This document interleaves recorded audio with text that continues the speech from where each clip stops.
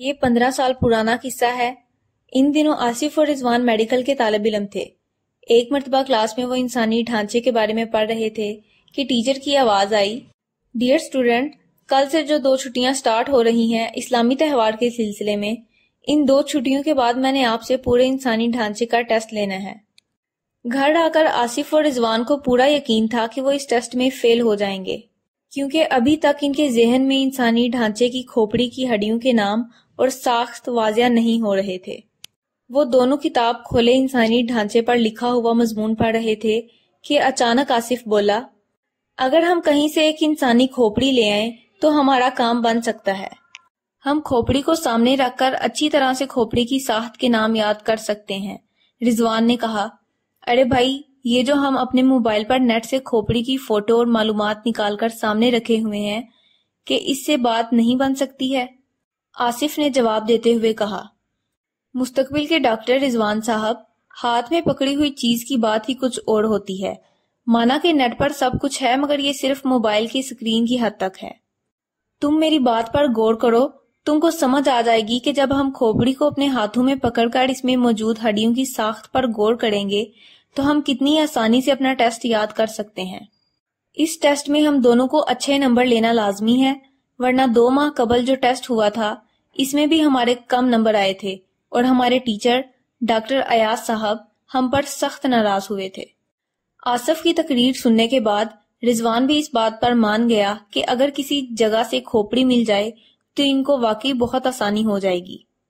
اپنا ہونے والا ٹیسٹ کلیئر کرنے میں چند منٹ بعد رضوان نے اپنا موبائل پکڑا اور اس کا انٹرنیٹ بند کرتے ہوئے بولا، تو ڈاکٹر آصف صاحب، یہ کھوپڑی وغیرہ بازار میں تو فروخت ہوتی نہیں، تو میرے سویٹ دوست یہ آئے گی کہاں سے؟ آصف بولا، بھائی، اس بات کا تو یہی حل ہے کہ شہر سے باہر جو قبرستان ہے اس کے گورکن سے رابطہ کیا جائے۔ وہ میرا تھوڑا بہت واقف بھی ہے، یہ میں کل چھٹی کے دن کر لوں گا، کل شام کو ملوں گا، بلکہ تم ایسا کرنا، کل شام کو آ جانا، ہم اکٹھے ہی چلیں گے۔ دوسرے دن شام کو رضوان اور آصف اپنی بائک پر شہر سے باہر والے ایک قبرستان میں جا پہنچے، جہاں کا گورکن آصف کا واقف تھا۔ تھوڑا بہت گورکن کا مکان قبرستان کے ساتھ ہی تھا۔ جب آصف کے دستک دینے پر اس نے دروازہ کھولا تو آصف کو دیکھ کر وہ پہچان گیا اور بولا، خیر تو ہے نا آصف بابو؟ آج کیسے آنا ہوا؟ کہیں کوئی فوتگی؟ آصف نے اس کی بات کاٹتے ہوئے کہا، نہیں قمردین صاحب، ہمارے ہاں کوئی فوتگی نہیں ہوئی اور سب خیر خیریت ہے، بس تم سے کچھ کام پڑ گیا تھا، کیا ہم یہاں ہی کھڑے رہیں گے؟ ارے نہیں بابو جی، آپ اندر آ جائیں، آج تو ویسے بھی میں اکیلا ہوں، میرے بیوی بچوں کے ساتھ اپنے والدین کے گھر گئی ہوئی ہے۔ گورکن یہ کہتا ہوا ان دونوں کو اپنی سادہ سی بیٹھک میں لے آیا۔ جیسے ہی وہ چارپائی پر بیٹھے، گورکن ان کے منع کرنے کے باوجود بوتل لینے گھر کے اندر چلا گیا۔ کچھ دیر بعد وہ نمودار ہوا تو اس کے ہاتھ میں پکڑی ٹرے میں 1.5 لیٹر کی مشروب کی بوتل، پلیٹ میں نمکو اور 3 گلاس ان کو نظر آئے۔ بوتل پینے اور تھوڑا سا نمکو کھانے سے فارغ ہو کر آصف اپنے مطلب کی بات پر آ گیا۔ پہلے اس نے رضوان کا تعارف کروایا، پھر اپنے میڈیکل کالج میں پڑھنے کا بتایا اور پھر اصلی بات پر آ گیا۔ جب اس نے گورکن سے کہا ہم کو ایک انسانی کھوپڑی چاہیے تو گورکن نے چونک کر ان دونوں کی طرف دیکھا۔ اسی وقت آصف نے 500 روپے کا نوٹ زبردستی اس کی جیب میں ڈال دیا۔ گورکن نے پہلے تو کھوپڑی نکال کر دینے سے معذرت کر لی، مگر جب آصف نے اس کو یقین دلایا کہ وہ کھوپڑی کسی غلط مقصد کے لیے نہیں لے جا رہے، وہ میڈیکل کے اسٹوڈنٹ ہیں اور ان کو واقعی ہی تعلیمی سرگرمی میں استعمال کرنے کے لیے کھوپڑی درکار ہے، تو گورکن نے یہ کہتے ہوئے کھوپڑی نکال کر دینے پر رضامندی ظاہر کر دی۔ ٹھیک ہے صاحب، مگر اس کی مزید کچھ قیمت بھی دینی ہوگی۔ آصف نے مزید 500 روپے اس کو دیے تو اس نے ان کو رات 10 بجے آنے کا کہا۔ وہ واپس چلے آئے۔ گھر آ کے رضوان نے آصف کو کہا، آصف، میں تو پہلی مرتبہ اتنی رات گئے قبرستان جاؤں گا، کہیں مجھے کوئی روح ہی نہ چمٹ جائے۔ تو آصف ہنستا ہوا بولا، ابے گامڑ، تو میں کیا روز رات کو قبرستان جاتا ہوں؟ کیا میں کفن چور ہوں؟ تم گھبراؤ نہیں، گورکن ہمارے ساتھ ہوگا۔ رات 9 بجے کے قریب آصف نے گھر والوں سے بہانہ بنا کر 2 گھنٹوں کی اجازت مانگی کہ ان کا ایک دوست بائک سے گر کر زخمی ہو گیا ہے اور وہ اسے ہسپتال دیکھنے جا رہا ہے، ساتھ رضوان بھی ہوگا۔ اگرچہ ابا جان نے اس کو اجازت دے دی، مگر ان کی آنکھوں میں شک کے سائے واضح طور پر دیکھے جا سکتے تھے۔ خیر، صاحب وہ گھر سے نکلا تو ہلکے بادلوں میں بجلی رہ رہ کر چمک رہی تھی۔ رضوان کو ساتھ لے کر وہ جب شہر سے باہر بڑے قبرستان کی سڑک پر مڑے تو موسم ہلکی ہلکی ہوا چلنے اور بجلی چمکنے سے مزید پراسرار ہو گیا۔ قبرستان سے قریب ہی گورکن کا مکان تھا۔ گورکن کو ساتھ لیا۔ گورکن نے کھودنے والی کدال اور ایک ٹارچ ہاتھ میں پکڑی ہوئی تھی۔ قبرستان کے گیٹ میں داخل ہوتے ہی جب بجلی چمکی تو ایک لمحے کے لیے ان کو قبروں کی طویل قطار نظر آئی۔ تب ان دونوں کے دل خوف سے دھڑک اٹھے اور جس میں خوف کی لہر دوڑنے لگی۔ رضوان نے ایک لمحے کے لیے سوچا کہ وہ واپس چلا جائے، مگر پھر دوست کے ساتھ ہونے کا حوصلہ پا کر وہ بھی آگے بڑھتا گیا۔ قبرستان کے درخت چمکتی ہوئی بجلی میں نظر آ جاتے، ورنہ ان کے سائے گہرے کالے رنگ کے لگ رہے تھے، جیسے بہت ساری چڑیلیں ایک ساتھ کھڑی ہوں۔ کچھ دور چلنے کے بعد گورکن بولا، صاحب یہ قبر کسی وقار صاحب کی ہے اور میں نے دیکھا ہے اس کی دیکھ بھال کو بھی بہت کام آتے ہیں۔ اس کے وارث تو میں آپ کو اس کی کھوپڑی ہی نکال دیتا ہوں۔ یہ کہہ کر وہ اپنا بیلچہ سا جو اس نے ہاتھ میں پکڑا ہوا تھا اس سے قبر کی مٹی ہٹانے لگا۔ آصف بابو، گورکن نے ہدایت دیتے ہوئے کہا، آپ یہ ٹارچ صرف اس قبر پر رکھو، ادھر ادھر نہ روشنی کرنا۔ رضوان ایک طرف کھڑا ہی خوفناک قبرستان دیکھ رہا تھا۔ ڈر کے مارے اس کا پسینہ چھوٹ رہا تھا، مگر وہ بے عزتی کے ڈر سے واپس نہیں جا رہا تھا۔ تھوڑی دیر میں گورکن نے مٹی ہٹا دی۔ پتھر کی سل اس نے ذرا سی کھسکا کر ہٹائی اور پھر چند ہی منٹوں میں قبر اوپن ہو چکی تھی۔ اب تو ٹارچ پکڑے آصف کا دل بھی نامعلوم خوف سے گھبرا اٹھا۔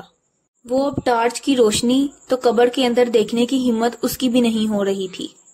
اس نے وقت کاٹنے کے لیے گورکن سے سوال کر دیا، قمردین تم کو ڈر نہیں لگتا قبرستان میں؟ تو وہ بولا، صاحب اگر ہم ڈر گئے تو پھر پیٹ کیسے بھریں گے اپنے بچوں کا؟ ہمارے تو باپ دادا کا یہی کام ہے جو کہ اب میں کر رہا ہوں۔ کچھ دیر بعد گورکن نے جب اپنا ہاتھ قبر سے نکالا تو اس کے ہاتھ میں خربوزے کی طرح پکڑی ہوئی کھوپڑی دیکھ کر رضوان آصف بھی گھبرا گیا۔ گورکن نے اپنی جیب سے کپڑے کا کالا تھیلا نکالتے ہوئے انسانی کھوپڑی کو اس میں خربوزے کی طرح ڈال دیا۔ پھر وہ تھیلا ایک سائڈ پر رکھ کر قبر کو بند کرنے لگا۔ کچھ وقت کی محنت کے بعد قبر بند ہو گئی۔ تب گورکن نے مٹی پھر سے قبر پر ڈال دی اور ہاتھ جھاڑتا ہوا کہنے لگا، یہ لو صاحب اپنی مطلوبہ چیز۔ آصف اب اس تھیلے کو ہاتھ میں پکڑتے ہوئے بھی گھبرا رہا تھا، مگر حوصلہ کر کے اس نے تھیلا جیسے ہی پکڑا تو اس کو لگا جیسے اس کی اپنی زندہ سلامت کھوپڑی جو اس کے کاندھوں کے اوپر تھی اس میں گرمی سے بھر گئی ہو۔ گرمی لگنے کا یہ سلسلہ جلد ہی ختم بھی ہو گیا، مگر ان دونوں کے دل اب بھی گھبراہٹ سی محسوس کر رہے تھے۔ گورکن کے مکان تک آنے پر اس نے اس کو باقی 500 روپے پکڑا دیے۔ بائک سٹارٹ کر کے کھوپڑی والا تھیلا موٹر سائیکل کی ایک سائیڈ پر لٹکایا۔ جب وہ رضوان کے گھر کے پاس آئے تو رضوان اتر گیا۔ تب آصف نے کھوپڑی رضوان کو پکڑا دی۔ پہلے تو رضوان ڈرتا رہا، مگر جب آصف نے اس سے کہا، تمہارے پاس لاک والی الماری ہے، تم اس کو الماری میں رکھ کر لاک لگا دینا، میری الماری کا لاک خراب ہے تو اس کو گھر کا کوئی بھی فرد دیکھ سکتا ہے۔ رضوان یہ وجہ سن کر کھوپڑی اپنے پاس رکھنے پر مان گیا۔ گھر کے اندر جا کر اس نے سب سے پہلے تھیلا الماری میں رکھ کر لاک لگایا۔ کھانا وغیرہ کھا کر ابھی وہ سونے ہی جا رہا تھا کہ اچانک اس کو زوردار چیخ کی آواز سنائی دی۔ وہ گھبرا کر اپنے کمرے سے باہر نکلا تو اس کے بڑے بھائی اپنے چھوٹے بیٹے کو زمین سے اٹھاتے ہوئے نظر آئے۔ کیا ہوا بھائی جان؟ گھبرا کے بولا۔ اسی وقت اس کو اپنے بھتیجے کے سر سے خون نکلتا دکھائی دیا۔ یہ کیا ہوا بھیا؟ وہ چلایا۔ جلد ہی اسے معلوم ہو گیا کہ اس کا بھتیجا صحن سے اندر برآمدے میں داخل ہو رہا تھا کہ اس کے سر پر چھت سے سیمنٹ کا درمیانی ٹکڑا ٹوٹ کر آ لگا، جس کی وجہ سے اس کے سر پر چوٹ آئی۔ فٹافٹ محلے کے مقامی ڈاکٹر کو بلایا گیا، جس نے بچے کو اپنے چھوٹے سے کلینک پر لے جا کر اس کی مرہم پٹی کی۔ خدا کا شکر ہے کہ سر کی ہڈی ٹوٹی نہیں، مقامی ڈاکٹر بولا۔ بچے کو گھر واپس لایا گیا تو کافی رات ہو چکی تھی۔ بچے کو جو دوا دی گئی اس میں سکون کی دوا شامل ہونے کی وجہ سے وہ جب سونے لگا تو رضوان خدا کا شکر ادا کرتا ہوا اپنے کمرے میں آ گیا کہ بچہ بچ گیا ہے۔ کمرے میں آ کر اس کو ایک عجیب سا خیال آیا کہ آصف اور اس نے چونکہ مردے کی کھوپڑی نکال لی تھی قبر سے، تو ہو سکتا ہے گھر میں بچے کو جو چوٹ لگی ہے اس کے سر پر، تو کیا یہ کوئی عذاب یا انتقام ہے مردے کا؟ ابھی وہ یہ سوچ ہی رہا تھا کہ اس کے موبائل پر آصف کا فون آنے لگا۔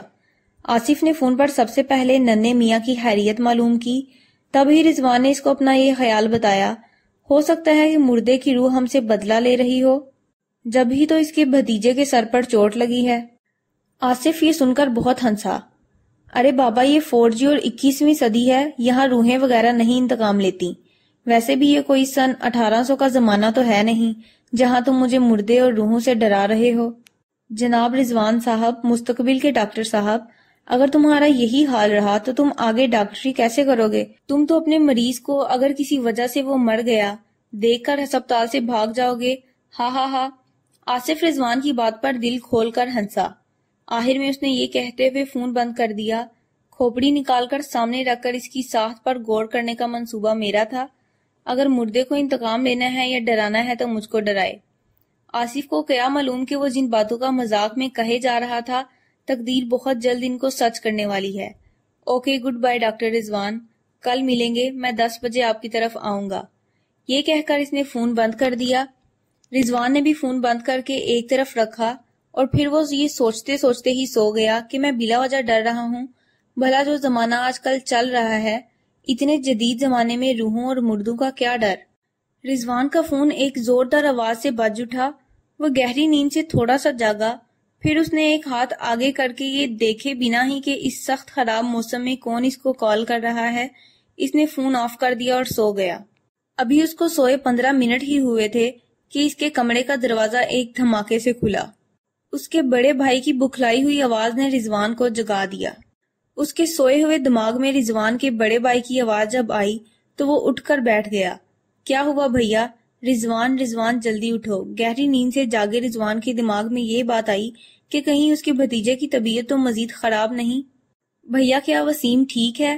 اس نے پوچھا۔ ہاں ہاں وسیم ٹھیک ہے۔ تم جلدی باہر آؤ، آصف کی طرف جانا ہے۔ آصف کی طرف؟ کیوں، کیا ہوا؟ اس وقت تو صبح کے 5 بجے ہیں۔ رضوان زیادہ سوال مت کرو، لگتا ہے تمہارا دماغ ابھی تک سو رہا ہے۔ تم کو آصف کے ابا نے فون بھی کیا تھا مگر تم نے فون ہی آف کر دیا۔ تب انہوں نے ہم کو ایمرجنسی اطلاع دی، آصف اب اس دنیا میں نہیں رہا۔ بھیا نے ایک بم رضوان کے اوپر گرا دیا۔ آصف کو کیا ہوا بھیا؟ وہ جنونی انداز سے چلایا۔ صبر کرو میرے بھائی، آصف رات کمرے میں سویا تھا کہ اچانک اس کے کمرے سے زوردار آواز آئی، تو اس کے دونوں بھائیوں اور ابا اس کے کمرے میں جب گئے تو انہوں نے ایک ہولناک منظر دیکھا کہ کمرے کی چھت سے پنکھا ٹوٹ کر آصف کے سر پر لگا ہوا ہے اور بیچارہ آصف سوتے میں ہی اپنی کھوپڑی ٹوٹ جانے سے یہ دنیا چھوڑ کر چلا گیا۔ رضوان نے یہ ہولناک بات سنی تو اس کا دل بھی ڈولنے لگا۔ بے ہوش ہوتے ہوتے اس کے دماغ میں صرف یہ بات ہی چل رہی تھی کہ جس مردے کی کھوپڑی ان دوستوں نے نکالی تھی، آخرکار اس نے اپنا انتقام آصف سے بھی لے لیا۔ اب اس کی باری ہے۔ آصف کی کھوپڑی تو ٹوٹ گئی اور وہ دنیا چھوڑ کر گیا، مگر مردہ اب اس کو نہیں چھوڑے گا۔ جب رضوان کو ہوش آیا تو اس کے عزیز ترین دوست کا جنازہ تیار تھا۔ اگرچہ اس کی طبیعت بھی بہت خراب تھی مگر اس نے ضد کر کے اپنے دوست کی ڈیڈ باڈی دیکھی۔ چہرہ تو کپڑے کے نیچے چھپا دیا گیا تھا کیونکہ کھوپڑی کی ہڈی ٹوٹ جانے سے چہرہ دیکھنے کے قابل نہیں تھا۔ اتفاق دیکھیے، آصف کا جنازہ بھی اس کی قبرستان میں گیا جہاں سے 24 گھنٹے پہلے کھوپڑی نکال کر لے گیا تھا، اور اس کی قبر بھی اس ہی قطار میں تھی جس کے شروع میں آصف اور رضوان ایک پرانی قبر سے کھوپڑی نکال کر لے کر گئے تھے۔ آصف کے جنازے پر رضوان کو تو نہ لے جایا گیا کہ بے پناہ صدمے سے اس کی طبیعت خراب تھی۔ آصف کی المناک موت لوگوں کے لیے تو پنکھا گرنے سے ہوئی تھی، مگر صدمے سے گمسم رضوان اچھی طرح جانتا تھا کہ یہ پنکھا بھی مردے کے انتقام کی وجہ سے گرا تھا، اور گرا بھی ٹھیک اسی جگہ تھا، یعنی کھوپڑی پر۔ مردے کی بھی وہ کھوپڑی ہی نکال کر لائے تھے۔ آصف کی موت کے 3-4 دن بعد رضوان کی طبیعت قدرے بہتر ہوئی تو اس نے کھوپڑی والا تھیلا الماری سے نکالا۔ تب اچانک اسے محسوس ہوا کہ کھوپڑی کی آنکھوں کی جگہ سے روشنی سی نکل رہی ہے۔ اس نے باہر آ کر بائک سٹارٹ کی، گھر والوں سے بہانہ بنا کر قبرستان والی سڑک کی جانب آ گیا۔ قبرستان میں آ کر اس نے جب گورکن کو تلاش کیا تو معلوم ہوا وہ قبرستان کے جنوبی کونے میں کام کر رہا ہے۔ رضوان کا یہ پروگرام تھا کہ آج وہ کھوپڑی دے جائے اور 3-4 دن تک آ کر آصف کی قبر پر بیٹھ کر کافی دیر تک قرآن پاک پڑھے۔ گورکن جیسے ہی اس کو ملا، پہلے تو اس نے آصف کی المناک موت پر بے پناہ افسوس کا اظہار کیا، پھر جب رضوان نے اس کو کھوپڑی رات کو قبر پھر سے کھول کر اس میں رکھنے کا کہا تو وہ حیران ہوا۔ یہ تو آپ کو میڈیکل کے کاموں میں چاہیے تھی، اب کیوں واپس رکھنی ہے؟ رضوان نے بہانہ بناتے ہوئے کہا کہ اس کو اب کالج والوں نے اپنے پاس سے انسانی ڈھانچے کے حصے دے دیے ہیں، تو اب یہ اس کو درکار نہیں۔ یہ جھوٹ بولتے ہوئے اس کو آصف یاد آیا کہ اس نے منحوس کھوپڑی نے اپنا انتقام لیتے ہوئے اس کو بھی اسی قبرستان میں پہنچا دیا ہے جہاں سے وہ چند دن پہلے اپنے قدموں پر چل کر ہنستا مسکراتا کھوپڑی لے کر واپس گیا تھا۔ صاحب، گورکن کی آواز سے وہ دنیا میں واپس آ گیا۔ یہ تو بہت اچھی بات ہے کہ آپ کھوپڑی واپس رکھ رہے ہیں، یہ تو آصف صاحب کے بار بار کہنے اور واقفیت کی وجہ سے میں نے نکال دی تھی، ورنہ ایسا کرنا بہت گناہ ہے، مردہ بھی بے چین ہو جاتا ہے۔ ٹھیک ہے قمر دین، تم یہ کھوپڑی والا تھیلا اور یہ رکھو 500 روپے۔ تم آج ہی رات کو قبر کھول کر اس کو اندر رکھ دینا اور میرے نمبر پر اس کو مردے کے پاس رکھ کر ایک تصویر بنا کر مجھے ارسال کر دینا تاکہ مجھے اطمینان ہو جائے۔ اوکے صاحب۔ گورکن نے تھیلا اور 500 روپے پکڑے اور ان کو اپنی بیٹھک کی الماری میں رکھنے چل پڑا۔ ادھر رضوان قبرستان کے مین گیٹ پر کھڑی اپنی بائک کو سٹارٹ کر کے جب واپس مڑنے لگا تو اسے ایک قبر کا کتبہ نظر آیا جس کو دیکھ کر اس کے دل کی دھڑکن بند ہونے لگی۔ بالکل نئی قبر پر لگے کتبے پر لکھا تھا: آصف اظہر، ولد اظہر شیخ، تاریخ وفات 28 جولائی۔ یہ تازہ قبر کھوپڑی کے انتقام